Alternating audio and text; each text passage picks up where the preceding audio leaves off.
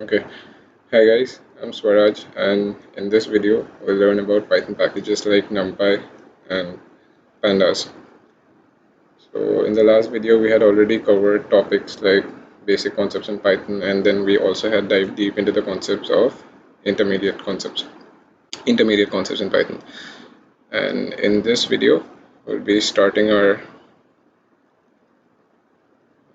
knowledge of grasping of knowledge of Python packages.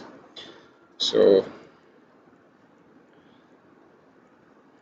this is where we had left off in the previous video. And okay, so NumPy is a general purpose array processing package. It provides a high performance multi-dimensional array object and tools for working with these arrays. It is a fundamental package for numerical and scientific computing with Python.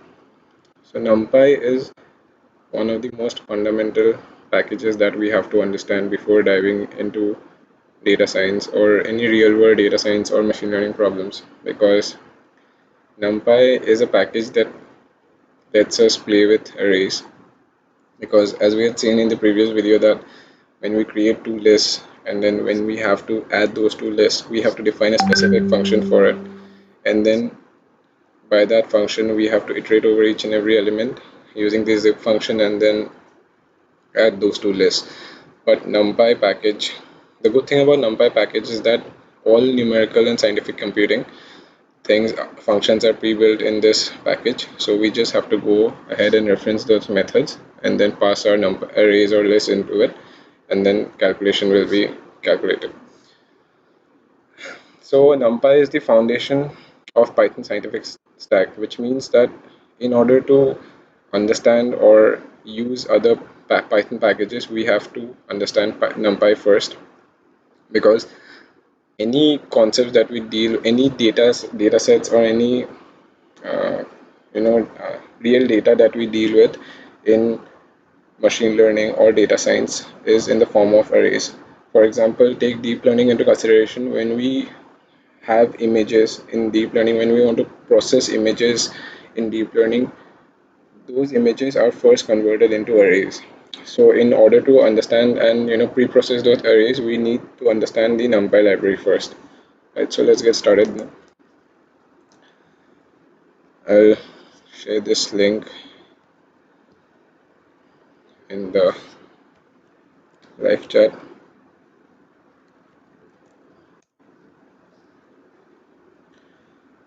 Just go ahead and open this link, and then you'll be redirected to this website, and in this drive you will have a notebooks folder, and under notebooks folder you will have this NumPy notebook out here. So you want to go ahead and download this. So we'll be understanding the concepts of NumPy using Jupyter Notebook. So I guess you guys have already installed the pre-requirements that were given in the previous video, where we used a command called pip install numpy and stuff like that. This command was there. Show you this command, pip3 install. Mac users you have to type pip3 install, and you may also need to type sudo in front of it. This is all for Mac and Linux users. For Windows users, just type pip install numpy, matplotlib, pandas, scikit-learn, Jupyter. So this Jupyter notebook will be opening this Jupyter notebook by just going to start and typing Jupyter notebook and then hitting enter. This opens up a command line for Jupyter, and then our Jupyter notebook gets opened in the web browser. So I want to open the file where I had downloaded this. So go ahead and download this to your local system and then open up that file. I have already done it.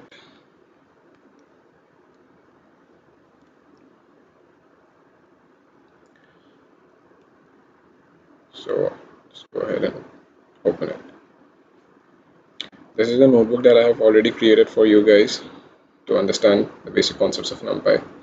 And in case if you can't open up this Jupyter notebook for some reason, you guys can go ahead and open this in Google Collaboratory notebook also.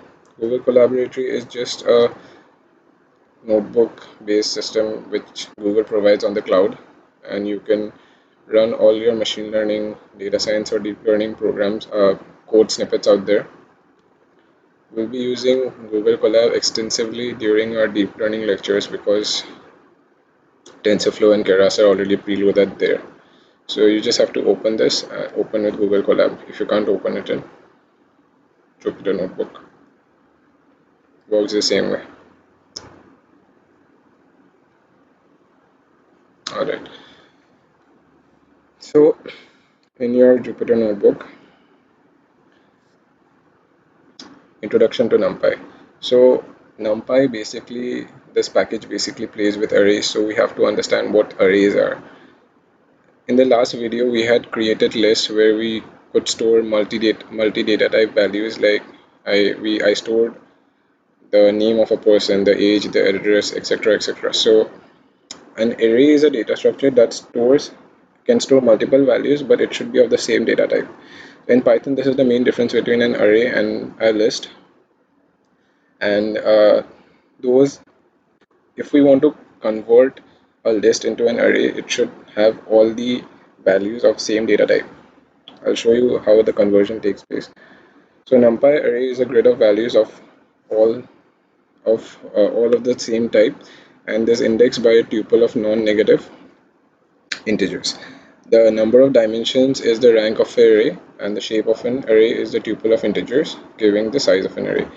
You'll understand this line later, but just take this line into consideration where says number of dimensions is the rank of an array.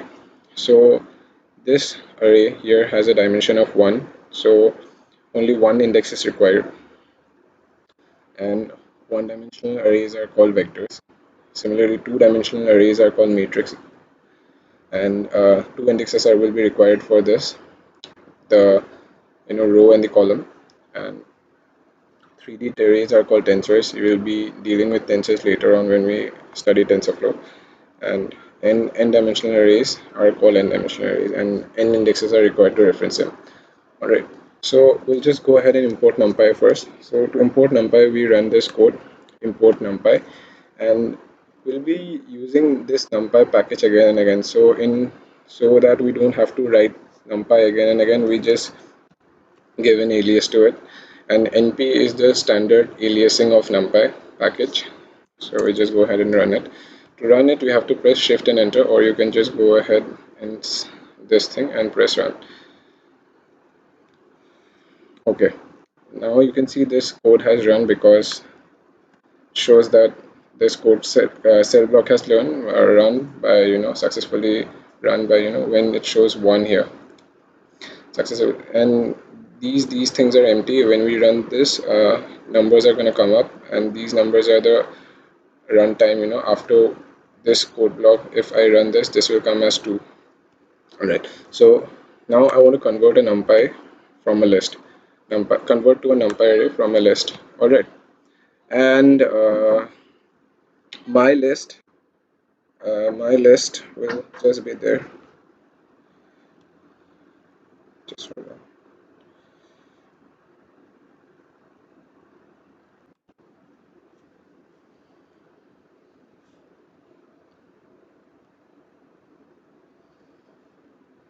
Alright, so now where was I? So I'll create a list first and then convert that list into a NumPy array. This is one way of initializing a NumPy array. I create a list storing the values from 1 to 5, and then what I do is, to convert this list, I just use this command np.array. So np.array converts any list to a NumPy array, and in the argument of this array we have to pass the name of our list. I'll just save this as, let's not save it, let's just run it. So this list is now an array which stores value from 1 to 5, and this is nothing but a 1D array. Alright, I'll just take the type of the array here which I printed.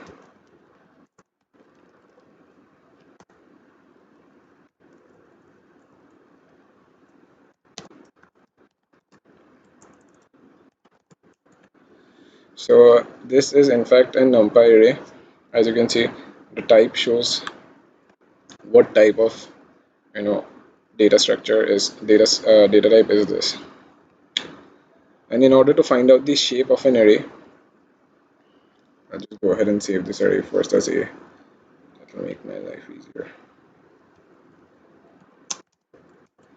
Okay, in order to check the shape of this array, what we do is we use the shape method here, and remember we don't have to pass any parameters to it, so we don't have to specify any brackets, and if you specify those brackets there will be some error. So a dot shape will give you the shape of the a array. So a array is 5,1 array, sorry, 5,0 array, which is a 1D array basically. Alright, just one index is required. So this index shows the total number of elements present in that array. In order to reshape an array, what we do is, suppose I have this list and I convert it into an array first by using this thing that I showed you. Pass the parameters, pass the list name into the parameters, and then I use the reshape method here. This reshape method, just remember you have to pass the shape of an array that you want to reshape it into in form of a tuple. So I have 9 elements here and I can convert it into a 3 by 3 array. So just go ahead and print this. So now it gets converted into a 3 by 3,3 array, and this is nothing but a 2-dimensional array, and it has 2 indexes. Alright, and when I go, now I check the shape of this. Let's store this as C, and the shape of C is 3,3, which is a 2D array. Now data types. In order to check what are the data types of the elements present in the numpy array, what we do is pass this method called dtype, which loosely translates to data type, and array equals to numpy dot array, and I'm passing this list. This is another way of creating a numpy array, that I can just pass the list here instead of creating another variable for it. I can just pass the list here like this and then run it, and I check the data types of the elements in this list by using the dtype function. So this is an integer data type, so all the elements present in this data type will be integers. Now what I do is arr equals to np. Now I create another array with the same name, so I'll reinitialize that array, and we'll have all float values present in, and pass all float values in this list.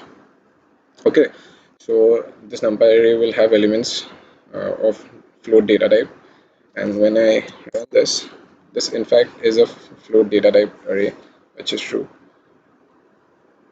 Now, what do you think will happen when I pass one more element like 3?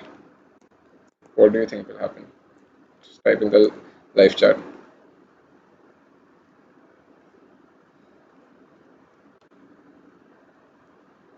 Checking your answers now.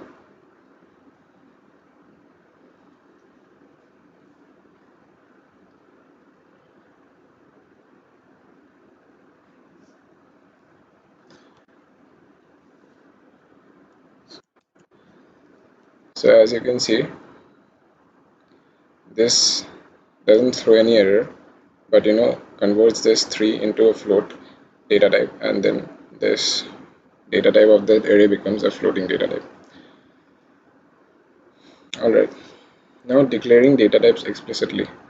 So when we want to declare these data types explicitly, what we do is, suppose we pass integer and integral or list in the to get converted into an array, and then we want to convert those elements into floating values. So we just pass another parameter to it, which will be the dtype, and then we pass the data type that we want to convert it into, so float, and then I print the data type of this array, and it becomes a floating data type array. When I go ahead and print this array, as you can see, values inside it become floating data type. Right. You can do the reverse thing also. Python allows you to do that. I pass floating data type values, and when I want to convert it into an int, so all the digits past the decimal point gets ignored, and an integral array is printed. So some methods for array creation. Let's look at some methods for array creation. So numpy.arrange is a function that is used to .arrange is a function that is used to create numpy arrays, and this arrange function takes 3 parameters. I mean, it can take 4 parameters, but the basic 3 are: we have to specify where our where our numpy array should start from, where it should end, and how many steps should there be. All right, let's go ahead and show you. Suppose, and the indexing works from 0 to n minus 1. All right. So when I go ahead and print this, all the all the elements from 0, let's say 1, and all the elements from 1 to 20 will get printed now. As you can see, all the elements from 1 to 20 get printed, and then when I pass 5 here, it means that I want to print all the elements from 1 to 21 with a step of 5. So this gets printed. So when we add 5, these elements get printed. Alright. Okay. So this is how we use the arrange function. Suppose I want to create an array from 1 to 100, and I don't want to write all the elements explicitly, I create a list and then type all the elements. I don't want to do that. So arrange functions comes quite in handy with there. So by this I can create a numpy array from 1 to 100. This may look like a 2D array, but it's a 1D array. Okay, you can know this is a 1D array by looking at the square brackets here. There are only one square bracket, so this is a 1D array. Let's see if I'm wrong. All right.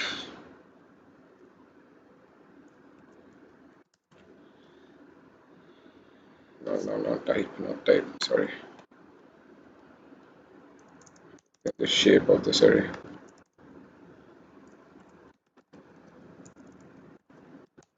So this is a 1D array because one index is mentioned. All right. So there's another method of array creation, which is Linspace. So Linspace will take the similar parameters. Okay. It takes start, stop, and then num. So what it does is basically this function splits.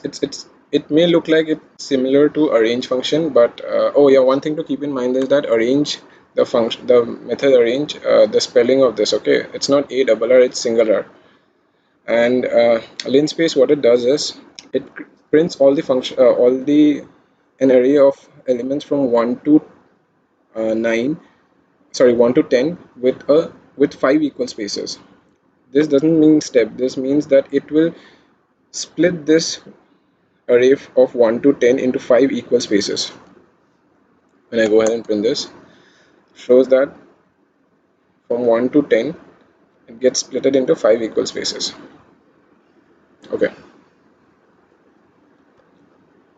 Now np.random.rand is another method used to create arrays, and this in the rand parameter here we pass the. So basically what this function does is prints out a numpy array with all random values from 0 to 1, and in the rand function here we pass the shape of the numpy array that we want to print as parameters. So I want to print a 3,5 array. Let's say I want to print a 3,5 numpy array with all random values. So all random values from 0 to 1 gets printed in a form of a 3 by 5 array. And you know that this is a 2D array by looking at the square brackets. There are two square brackets, so this is in fact a 2D array. Alright, so 0 initialized. Let's say I want to create a 0 matrix, okay, and all the elements, 0 matrix means all the elements of that matrix will be 0, or the numpy array will be 0. So np dot zeros, and we pass the shape of an array, shape of the array that we want to create in form of a tuple. You have to keep in mind that in random we don't specify the shape of the array in form of tuples, but when we want to create this 0 initialized or 1 initialized array, we pass the shape of the array in form of a tuple. So I want to print a 3,4 matrix, and all the elements of this matrix will be 0. So I use this function. Similarly, for a matrix which has all the elements as 1, I print this thing. And now multiple diagonal values array.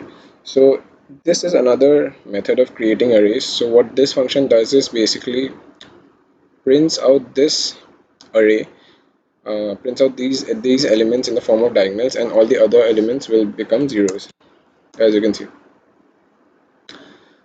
Now, an important thing to note here is also that in the diagonal method we pass the elements in the form of a list. Alright, because it's not a shape, so we don't pass it in form of tuple. Suppose I want to create a 4 by 4 array which has all the diagonal elements like 1, 3, 5, 7. So I can pass this. Now we'll learn about the different accesses and what indexing is. So an index in NumPy starts from 0 to n minus 1. Okay, and I want to create this array. Let's create this array with all the elements from 0 to 14, and it should be a 3 by 5 array. So how do we create that? So I use a variable to store this array called mat, stands for matrix, and np.arrange. I want to print all the elements from 0 to 14. So I pass the starting number as 0 and the ending number as 15, because it'll print all the elements from 0 to 14. And if I only specify this, it's gonna print a one dimensional array from all the elements from, I'll show you. I'm gonna print a 1D array from all elements from 0 to 14. And if I want to reshape this thing, I can do that by passing the reshape function, and I want to convert it into a 3 by 5 array. So I can do that. So I created this array. Okay, now to understand the accesses, let's do a problem. Suppose I want to find out the sum of all the accesses, sum of all the elements in this matrix. So what I do is I use the sum function, which is inbuilt, alright, in NumPy, and what I do is pass this function called mat, pass this array called mat, which I created up here. So this is the array, and when I sum all the elements here, it comes out to be 105. So as you can see, sum is an inbuilt function, okay, which has a default parameter of access equals to none. If I even pass this will give the same output as 105, as you can see, and all the elements gets added up here. So now suppose this is access none, basically not taking any access into consideration and printing out all the elements together. So if I want, and there's one more question now let's say I want to print out the sum of all the elements row wise. So how do I do that? This is by specifying the access equals to 1 in our parameter of sum. Okay, so I want to print out the sum of all the elements in this in row wise. So I pass access 1 here, and it will give an array of 3 elements which will correspond to the sum of each row. elements of each row. So 0 plus 1 plus 2 plus 3 plus 4 is 10, and the corresponding sum of the second row is 35, and similarly the third row is 60. This is axis 1, and when we want to do a column wise sum, we have to pass a parameter as axis 0, and it will create a 1D array of 5 elements. Okay, so these were some of the basic NumPy things that you have to keep in mind before diving into deep data science and machine learning, real world data science and machine learning problems. And after that, we can manipulate data. These are the important things that are basically required, to help us understand, manipulate data properly. Now let's go on to understanding pandas. So pandas is a software library written for Python programming language for data manipulation and analysis. In particular, it offers data structures and operations for manipulating numerical tables and time series. Okay, so pandas is another important library in Python for data manipulation and analysis. Now let's say I have a data set. Okay, I have a data set which contains values and important information, and I want to do some data analysis or data analysis on that data set. How do I load that thing into my Jupyter notebook or a cloud-based notebook that that I'll be using? How do I load that thing? In order to load that thing, we use the pandas library. I'll show you why we use this. We can even do this from Python itself. We don't require pandas, but I'll tell you why we need this. Because when we do it in Python, it becomes very lengthy or very problematic in understanding. When pandas, this library makes it very easy for users. It's a very user-friendly library. Okay, I'll first show you why we don't use basic Python for import loading and reading our CSV files. So let's go to a folder where our dataset is created, where our dataset is there.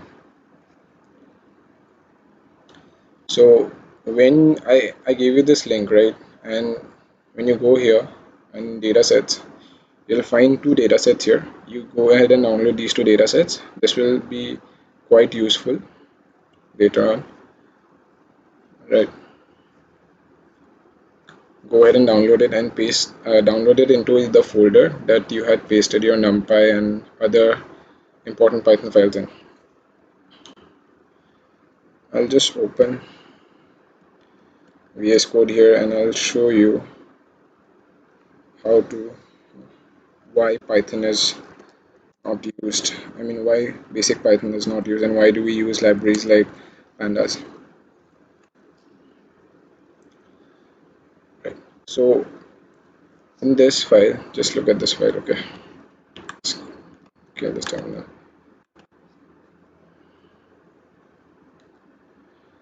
So I have this data set called student. Let's delete this one.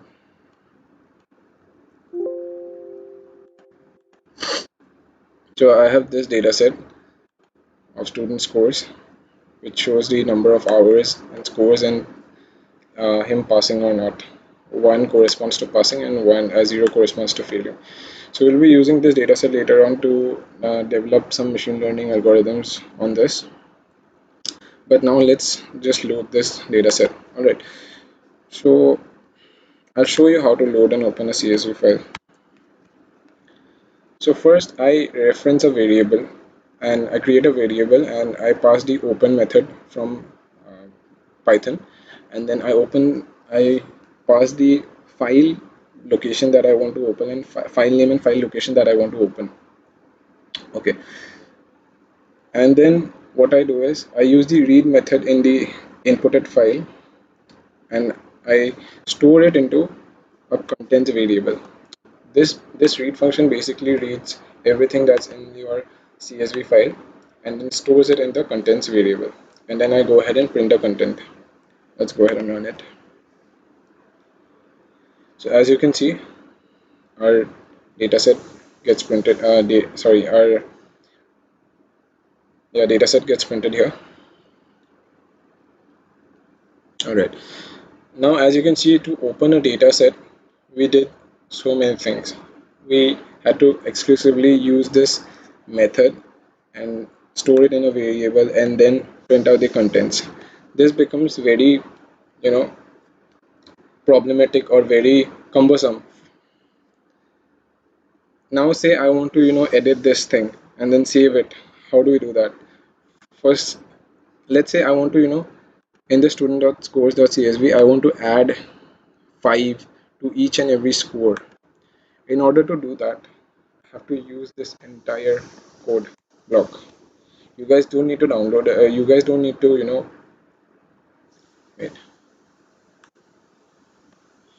You guys don't need to go and write this code. I'm just showing you how cumbersome it becomes.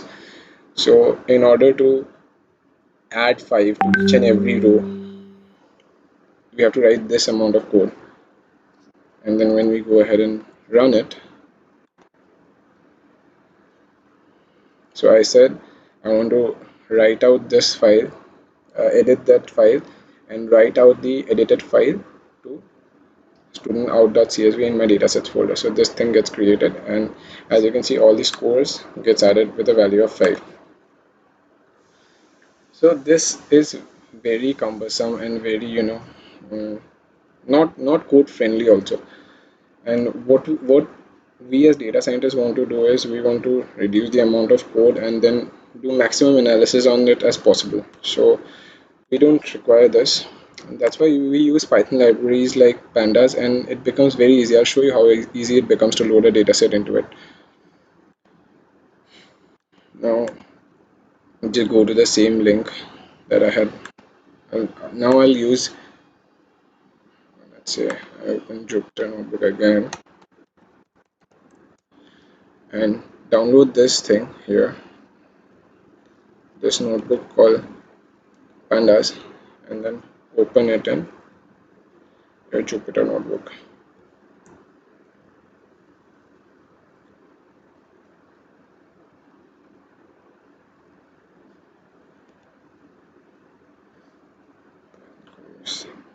Books, Pandas.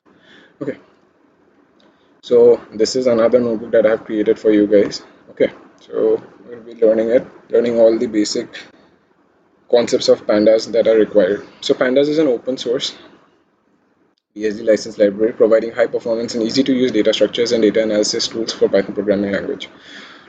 So there are some concepts that we'll understand here. We'll understand what data frames are, we'll understand what data series is, and we'll also understand different operations in Pandas. So we'll just go ahead and import Pandas first. We can also import Pandas the similar way as just importing Pandas like this, but as we'll use this again and again, so I'll just use an alias for it. You can use anything here. This is a standard for importing Pandas as PD and NumPy as NP. And as I told you, NumPy is a basic scientific stack, and we need this for each and every package that we'll be using. So I also have to import NumPy. Go ahead and run it.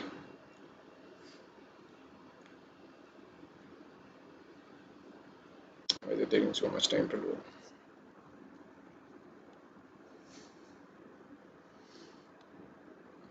How many people are watching?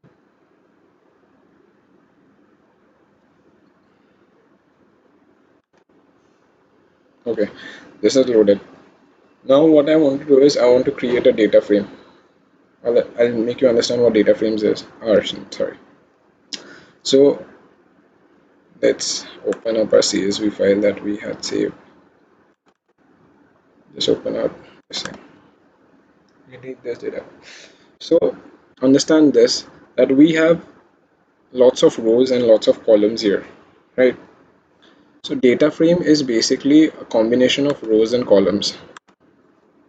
Any data frame, a data frame in Pandas, a data frame is a combination of rows and columns, more than one row and column. Okay, so I can create my data frame using the data frame function here, data frame method here, sorry. And then when what these data frame method requires is I need data here. I need to specify the index and the columns. Index is nothing but the rows, total number of rows, and columns also I have to specify. Alright, these are the three main things that I have to specify. in each and every data frame that I create. So let's just create that. So as you see, I have created this pd.data frame. Using this method, I'll create this data frame and pass my data as, I'll create all the elements. I'll create a data as a Numpy array from all the elements from 1 to 20, and I'll reshape it into a 5 by 4 array. Alright, and this 5 is nothing but the total rows in that data frame, and 4 are the columns. So our index, number of elements in our index should always match this number of uh, rows. Alright, and columns should always match the number of columns that we are specifying here. Otherwise, it will throw a mismatch error. And I'll store this data frame in a df variable, and then I'll print this. So as you can see, this data frame gets printed where I have all the elements from 1 to 20, as I had mentioned here. I have reshaped it into a 5 by 4 array, and then I have named each row, row 1, row 2, row 3, row 4, row 5, and then consecutively I have renamed or named each and every column as column 1, 2, column 3, and 4. Alright, now let's say I want to save this data set. Into our into a CSV file. This is a data frame, and I want to save it into our local disk as a CSV file. So how do I do that? We have a pandas inbuilt function for that, and we use the toCSV function here. Alright, toCSV method here, and we pass the name and location of the CSV file that we want to save it as, and then just hit enter.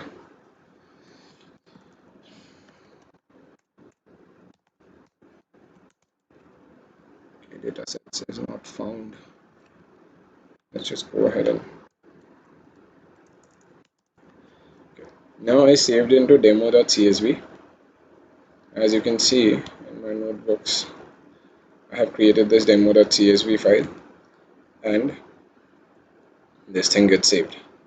So pandas actually makes our life very easy to, because of this their inbuilt functions that it has. Okay, so now let's say I want to access elements in our data frame. There are two methods to access the data elements in our data frame. Two main methods basically. First is location, first is lock, and then is ilock. So lock is basically specifying the names of the rows or the columns that we want to fetch our data from.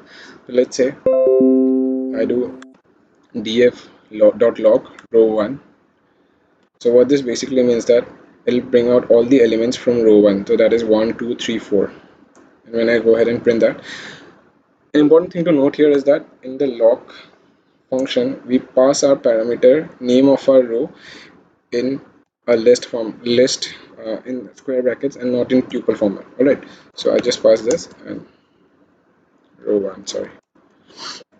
So all the elements in these columns get printed. Now when I check the type of this row 1, elements of row 1, what should it give? It gives a series. So series is basically any one single row or a single column is called a series. Okay, so in pandas, the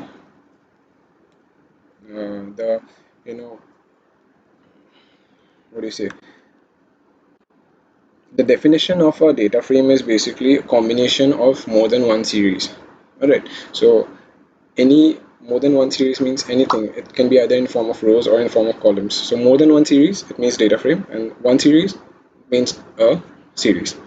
So the second method to access the elements from a data frame is ilock, and then we pass the df.ilock here method here, and then we specify the location. We specify the locations from where we want to retrieve our data. So the first elements here, they specify the row indexes, and we pass the index here, sorry, and then this after the comma, the second these indexes refer to the column indexes. So let's say I print this thing, which means I print out each and every row and each and every column of this data frame.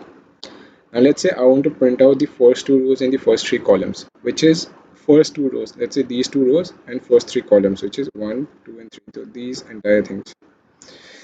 How do we do that?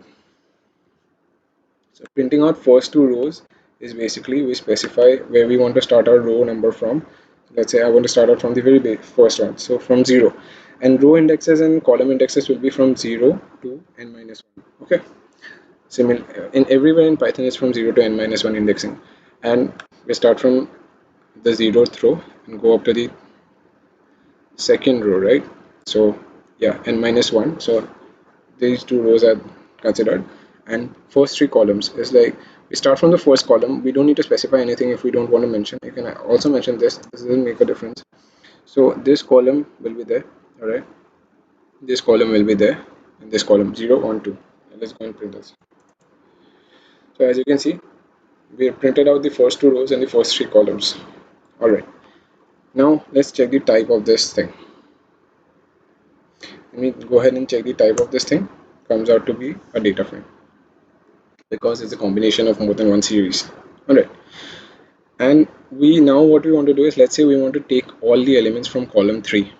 So all the elements from column 3, that means I want all the rows, all right, and I want only this column 3. So this column 3 will be, I want only column 3. So 0, 1, 2, 3.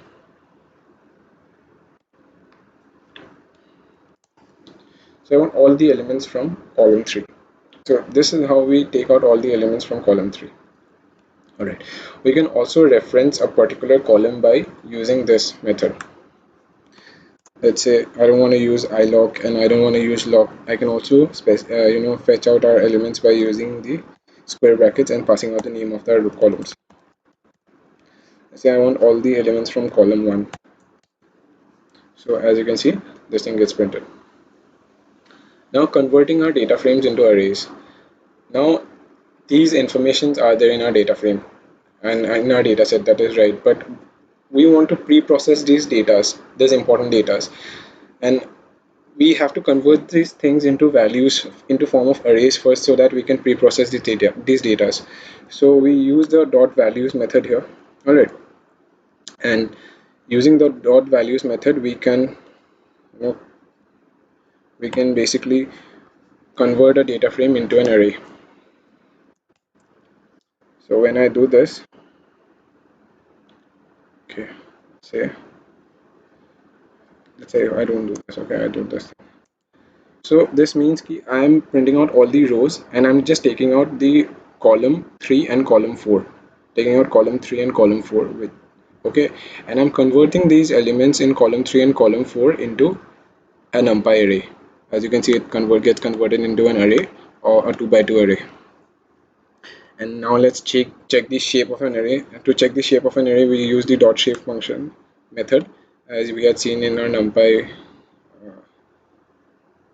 We had studied Numpy a bit earlier, so let's go ahead and print this. So as you can see, this is a 5,2 array. Right. Sorry. This is not 2 by 2 array. This is a 5,2 array, and it's a 2D matrix. Oh, sorry, it's a matrix. Alright, because it has 5 rows and 2 columns.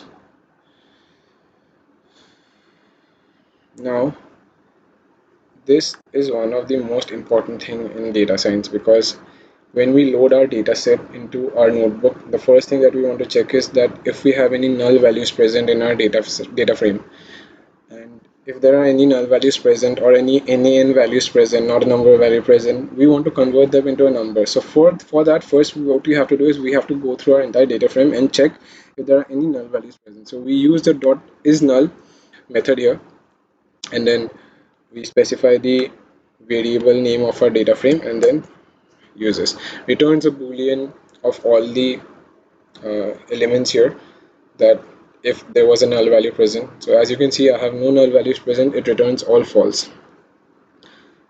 When we have a bigger data frame, instead of visualizing it as above said, we can do this thing. So let's say I have a huge data frame. it may not even get loaded here. So let's say I have around 500 600 rows here present. I can't go ahead and check each and every cell that each and every element, that is it a null or not. So what we can do is we can use the dot sum function here. Dot sum basically adds up all the numbers and then checks. So as you can see, there is no null values present here, so 0 0 gets printed here. So if there was one null value in column 1, it would have given here 1. Alright, now to check how many unique categories or values are there in a particular row or a column in a data frame, we use the value counts method. So let's say I want to check how many unique categories or values are there in column 1. So column 1 has 1, 5, 9, 13 and 17, so all are unique. So it shows that each and every thing has a unique thing. Now let's go ahead and change this. Let's say I create another data frame.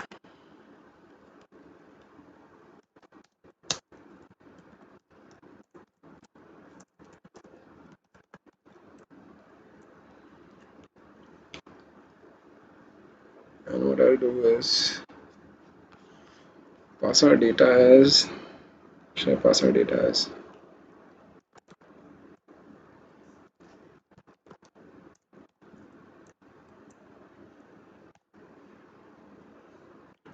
1, 5, 6, 2, 3, 4, 5, 6.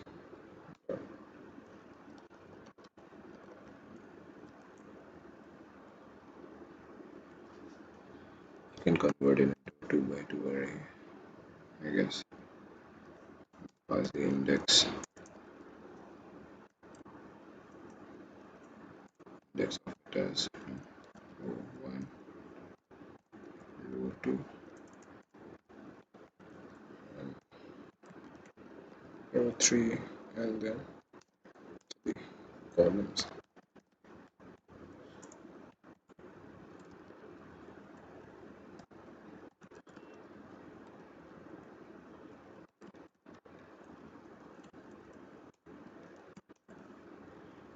List has no attribute reshape.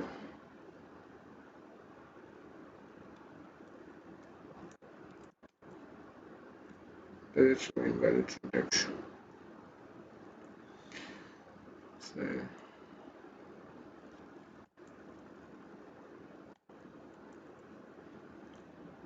it's still showing invalid syntax.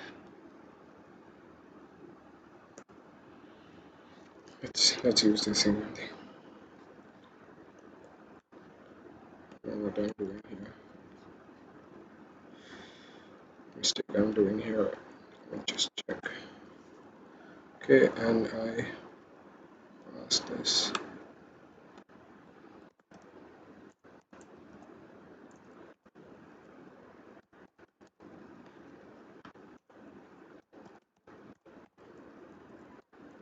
Two, 3, 4, 5, 6.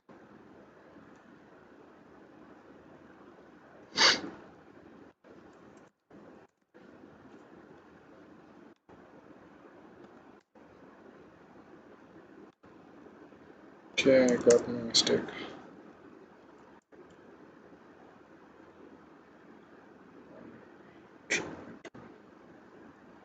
Okay.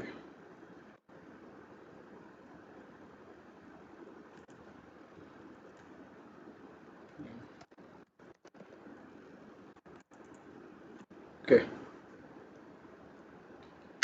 So as you can see, mistake I was doing was not specifying the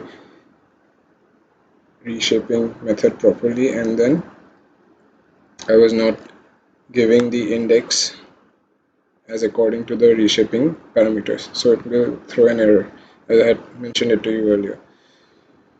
What I wanted to tell you was the unique function, right? So let's go ahead and create the same thing here. Let's say 4,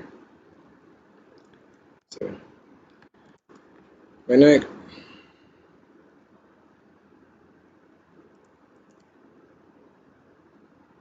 okay 3. So when I go ahead and print it, it shows that I have 1 4 4 7 and 1 4 4 7 and 4 6 here.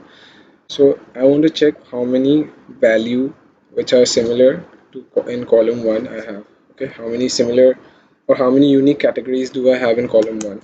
So as you can see, 4 has two counts that are similar, and then 1 which is there, it has only one element. So now this is how we can check the unique categories present in our data frame.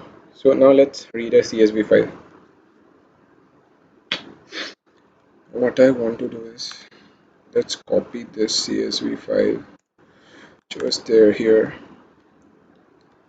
cities, and then paste it in our notebooks directory because I'm reading it from here. I'll go ahead and read this. So to read a CSV file, as I told you, we had to go over a lot of steps which were very cumbersome for Python programming. So that's why Pandas was created, so that this is an easier package and all the inbuilt functions like read CSV is there. And it's just going to read our entire CSV file. And then when we print this thing, it's going to print out our entire data frame. That's it. That's why we use Pandas, alright. And then let's say I want to print out, this is a very big data frame. As you can see, there are 4,208 columns. I downloaded this dataset from Kaggle. And let's say I want to, print out only the first 5 rows. So I can do that by specifying the head method in our data frame variable. Alright. And I'll print out all the columns that correspond to the first 5 rows. So 5 rows and 378 columns. It's a pretty huge data set, considering what I had shown of the student score, but this thing is also very small for deep learning projects. Alright. Now df.info, I want to show you some inbuilt functions in your pandas that helps us do data analysis on these projects. So let's say I have this data set. I'll use this df.info to get all the information about this data frame. Like I have 378 columns. Yes, it shows that. It says I have 4,209 entries, which range from 0 to 4,208, as we had seen earlier that there were 4,209 columns present, rows present. And then it shows the data types also, that I have a float 64, one float 64 value. I have integers, 369 integers, and we have 8 object classes. And memory usage also, it shows the memory usage, and it shows that this is nothing but a data frame because it's more than one series. Now what does df.describe show? Df.describe shows the count. Okay, so how many unique things are present, in ID, and it counts them. So 4209 unique IDs are present in our ID, and then 4209 elements are present in our ID, and then it does a mean of all the elements in our ID. It shows the standard deviation, shows the minimum, shows the maximum, and these are the interquartile ranges. Alright, so now let's say I want to get the unique category counts from x1. Let's use this thing that we had studied earlier of the value counts, and I want to print each and every unique category that correspond to x1. Okay, let's go ahead and print that. So it shows the elements, so it shows the classes here, and it shows the counts that are matching here. So as you can say, there are 598 S's present in our x1 column. Similarly, other things also. So now let's say I want to display only those records which have y greater than 100. So this is basically we are doing EDA, a basic EDA on our data frame. So let's say I want to print out only those uh, I want to print out only those things which have y more than 100. So this obviously this won't get printed, and these all these things should get printed. Let's see. We are doing basic data analysis on our project, and then you know so we use this thing. We specify our column name as the in our square brackets, and then we give the condition here, and then this thing should be present inside a data frame variable, same data frame variable, and in that it should be present inside square brackets. So it prints out all the elements which have y greater than 100. Okay, it should print out y greater than 100. Yeah, so it prints out all the elements which have y greater than 100. This is how we do basic EDA. Now it shows that instead of how many rows did we have, let's check. 4209. Yeah, so 4209 rows. It's just printing out 2004 rows now. That means it has only 2004 entries matching which has y more than 100.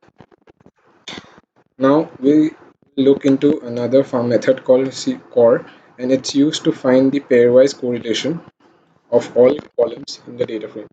So when I pass this method in our data frame variable to our data frame variable, it shows all the pairwise correlation of all columns in our data frame. We won't use this much, so you guys can go ahead and read about it if you want to in the documentation of pandas, but this isn't required that much.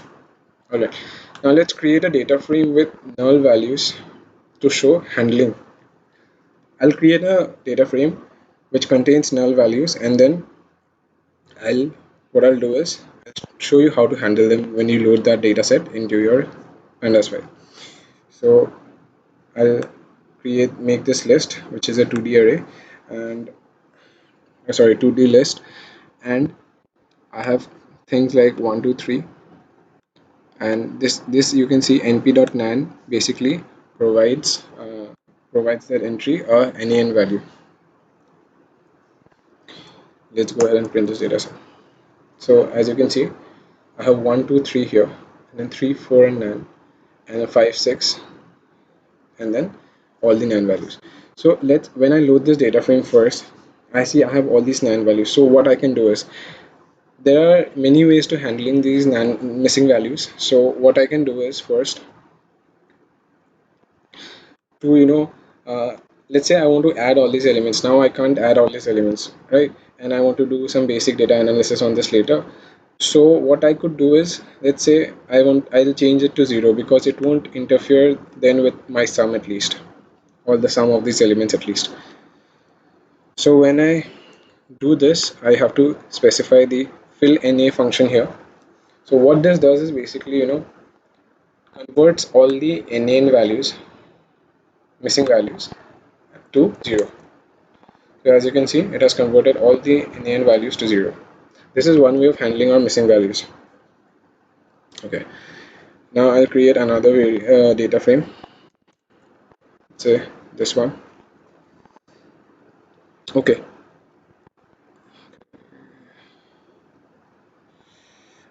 data frame.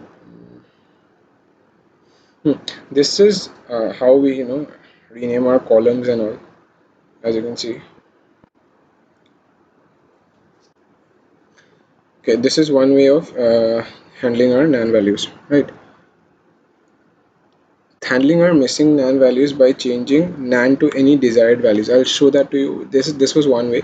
Now let's create another data frame, which is this data frame. Okay, and I have the row names as Sunday, Tuesday, Wednesday, Friday, and Saturday, and the column name is 1 2 3.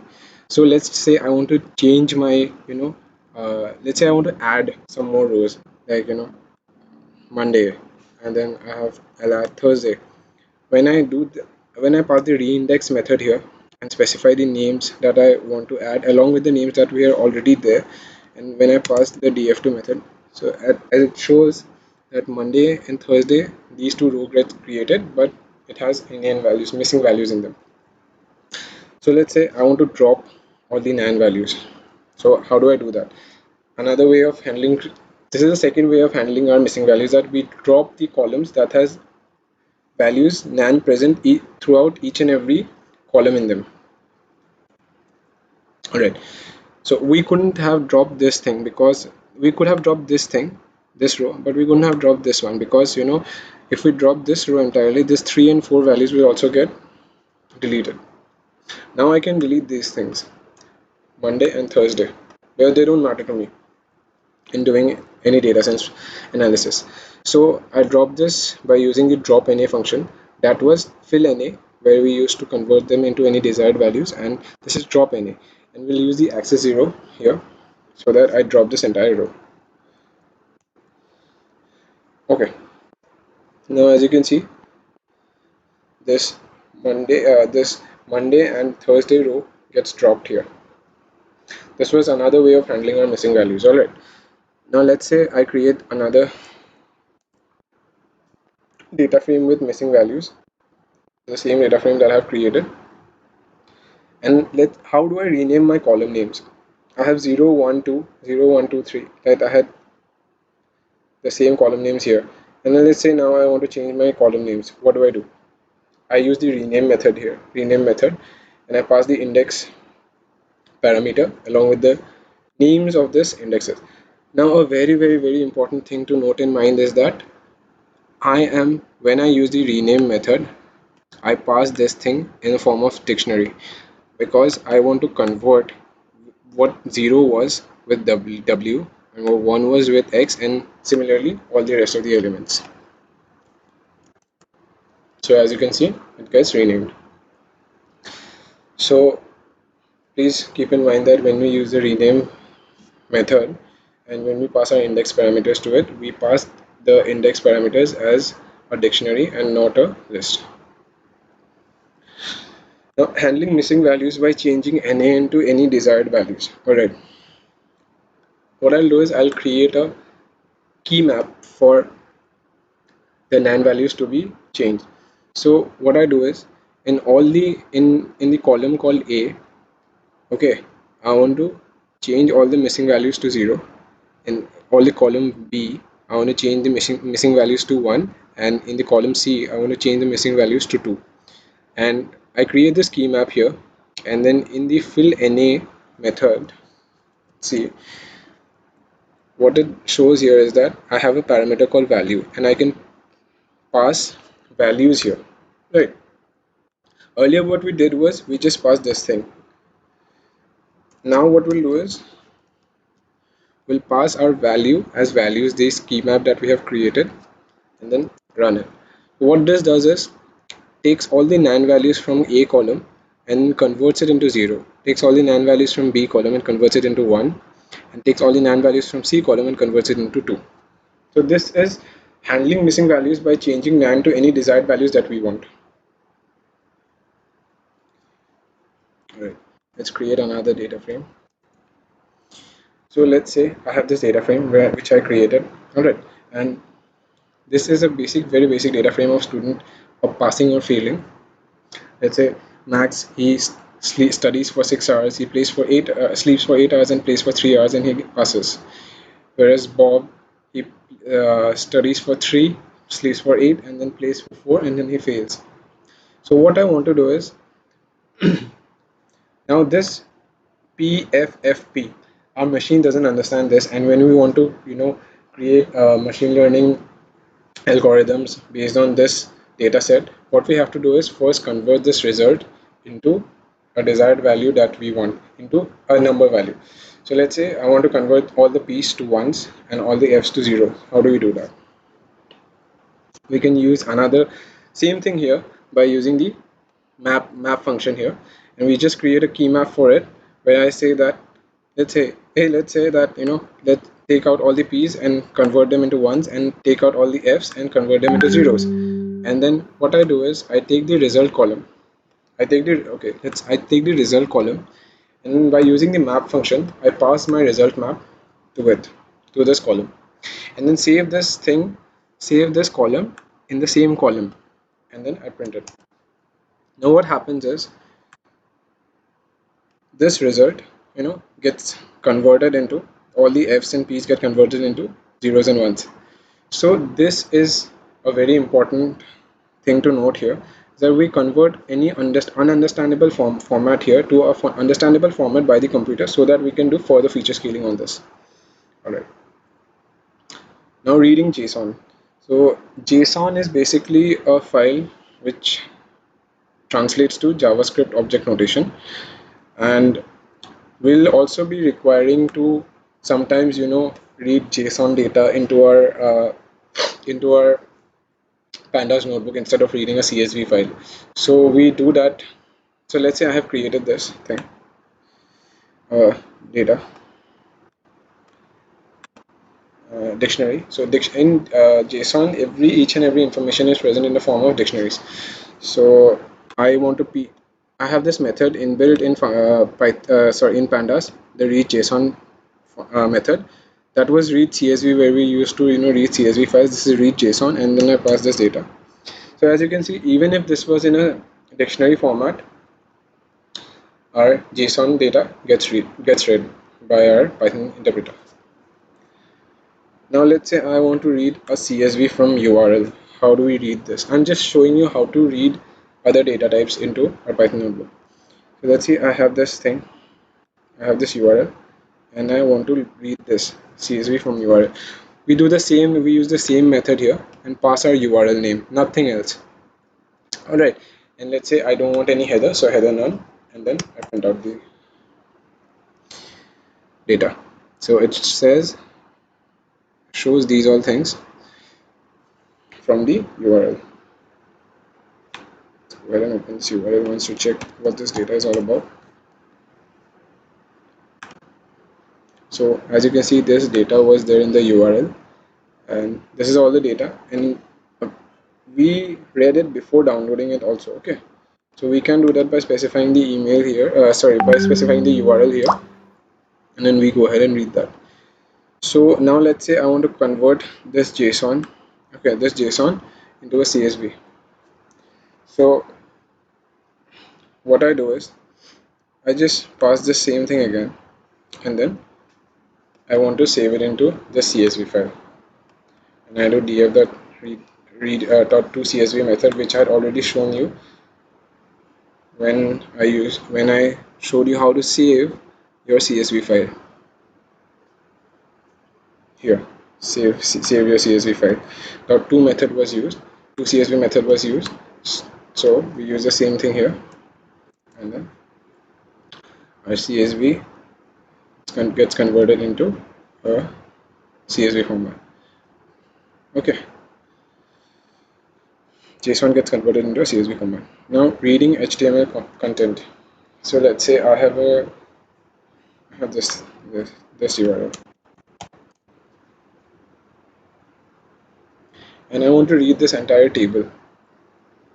So instead of downloading it, we can also do this by web scraping this entire website.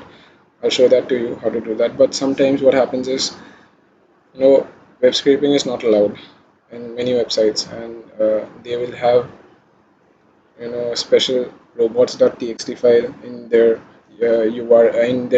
server to ban web scraping or restrict web scraping. So what we do is we just specify the URL that we want to extract our data from, and we use the read HTML method here and pass our URL. Okay, and then let's say we do this and not dfs.head, because okay, now I have read this HTML and saved it into a DFS variable, and we we print this thing by using the DFS and then indexing it as 0, because this thing will convert it into a list. So we'll take out the first element from the list, and then this all gets printed. So this was the basic of Pandas and NumPy, which is all that is required for basic data analysis.